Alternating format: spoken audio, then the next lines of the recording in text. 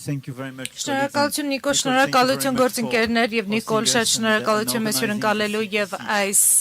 եվրոպական քաղաքական համայնքի գագաթն ժողովը հյուրընկալելու համար։ Ես կարծում եմ, որ երբ մենք խոսում ենք ռազմավարական ինքնավարության մասին, Մարկը շատ լավ ձևակերպեց դա իր ելույթում, որտեղ ներկայացնում էր ոլորտները կետարկետ, որտեղ մենք խոսում ենք ռազմավարական ինքնավարության մասին, որովհետև այստեղ միայն անվտանգության պաշտպանության մասին չէ եւ էներգետիկայի մասին չէ, այլև բաղադրիչները առանցքային են, այդ թվում նաեւ պարանային ասպեկտները, բայց մենք պետք է խոսենք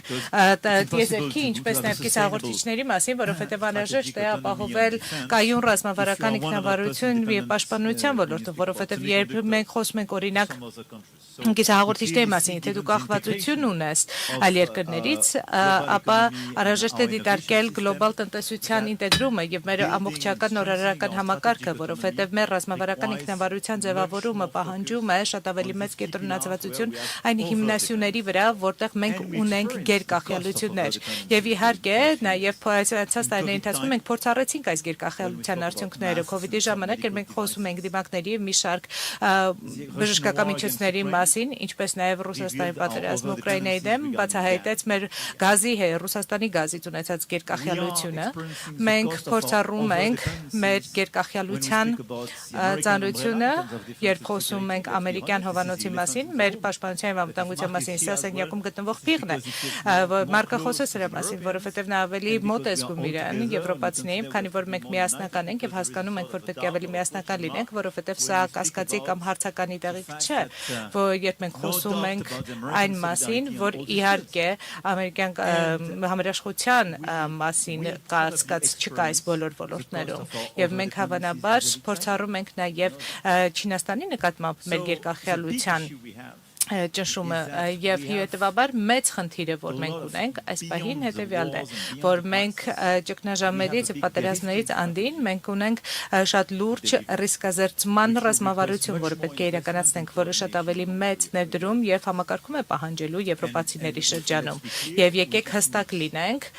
դրա համար անհրաժեշտ է ավելի մեծ համերաշխություն, ավելի շատ ներդրումներ, ավելի լավ կազմակերպվածություն, որպեսզի մենք կարողանանք ավելի լավ ինտեգրել մեր արժեշղթաները իրար եւ ռիսկազերծենք մեր արժեշղթաները աշխարհաքաղաքական իհայտ եկող կամ որոշակվող սպառնալիքների դեմ։ Մենք պետք է տեղայնացնենք որոշ արտադրություններ մեր շրջանում, մենք պետք է բազմազանեցնենք մեր գործընկերությունը, նվազեցնելու մեր գերկախյալությունները, բայց սա է մոտեցումը եւ սա է, որ մենք պիտի իրականացնենք առաջիկա տարիների ընթացքում։ Հիմնական ռիսկերից մեկը, որ ունենք, առճակատումների արագացումն է, հատկապես ԱՄՆ եւ Չինաստանի միջև, ինչը կարող է շատ ավելի արագ ընթացքով բացահայտել այս կախյալությունները եւ մենք կհայտնվենք անկյունում։ Այս ասելով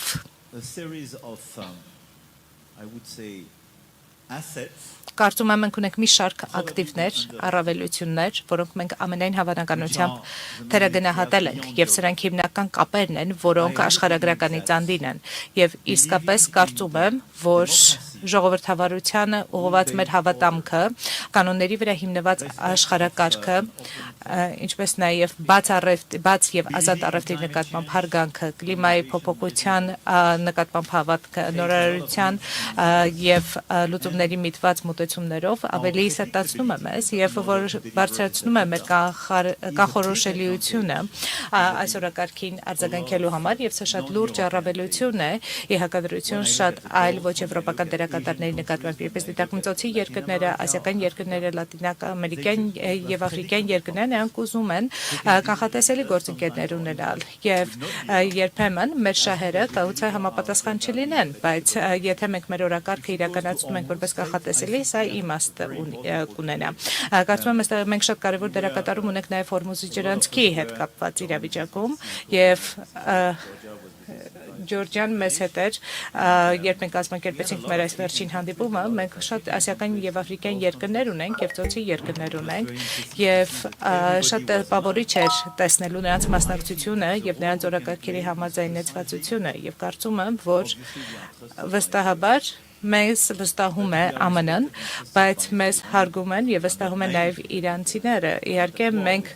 միամիտ չենք Իրանի հետ կապված, բայց նաեւ չենք պատերազմում նրանց հետ, ինչը ստեղծում է մի համատեքստ, որտեղ այս ամենը փոխկապակցվածության մեջ կարող է նշանակել, որ մենք կարող ծառայություններ մատուցել դիվանագիտական, տնտեսական, ֆինանսական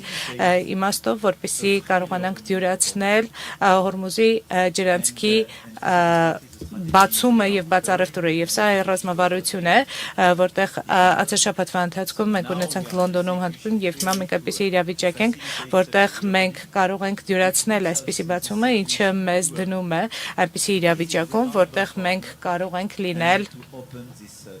վստահելի գործընկեր եւ կարող ենք ունենալ այս բաց ճանապարհը։ Ես իսկապես կարծում եմ, որ սա մեր առավելություններից մեկն է, բայց բացի դրանից ես կարծում եմ, որ մեր հետաքրքրությունը հետեւյալն է, որ մենք պետք է նվազեցնենք ռիսկերը տարբեր հաստատություններում, պետք է շարունակենք ամբողջական համերաշխության մեջ համակարգված լինել եւ Ուկրաինան ամենաթեժ թեման է, բայց պետք է միասնաբար աշխատենք այս օրակարգի միտված ռազմավարական ինքնավարության ձեռք բերելու ընդառաջ եւ կարծում եմ, որ վերջին մի քանի տարիների ընթացքում Հայաստանի հետ կապված Նիկոլի տեսանկյունը շատ տպավորիչ է։ Եկեք ազնիվ լինենք 8 տարի առաջ ոչ ոք այստեղ չէր գա եւ այն փաստը, որ մենք այսքան շատ առաջին այցեր ունենք ձեր երկիր, իսկապես լավ ցուցանիշ է, որովհետեւ 8 տարի առաջ այս երկիրը շատ սաղանի շուրջ նստած բազմաթիվ երկրների կողմից դիտարկվում էր որպես Ռուսաստանի դե ֆակտո արմանյակ եւ Նիկոլը կազմակերպեց Թավշյա հեղափոխությունը եւ այն որոշեց ապառիսկայնացնել երկիրը եւ շահեց դրա արդյունքում եւ այն որոշեց, որ խաղաղությունը եւ Եվրոպան առաջնային ձգտումն են եւ այն դիմադրությունը, որ կա Ուկրաինայում, Հայաստանի ռազմավարությունը, այն ինչ որ արվեց ու Մոլդովայում, ինչպես նաեւ շատ այլ երկրներում, որոնք նստած են այս սեղանի շուրջ, ցույց է տալիս, որ մենք որպես եվրոպացիներ մենք որոշել ենք անցյալ մի քանի տարիների ընթացքում մի ազանգ հնչեցնել միասնաբար զարթոնքի համար եւ հենց ռազմավարական ինքնավարությունը հենց այսպեսի մեծ ուժի միտված։ Բաժանորդագրվեք Արմատ մեդիայի ալիքներին սոցցանցերում։ Հետևեք մեզ նաև Armat Media AM կայքում։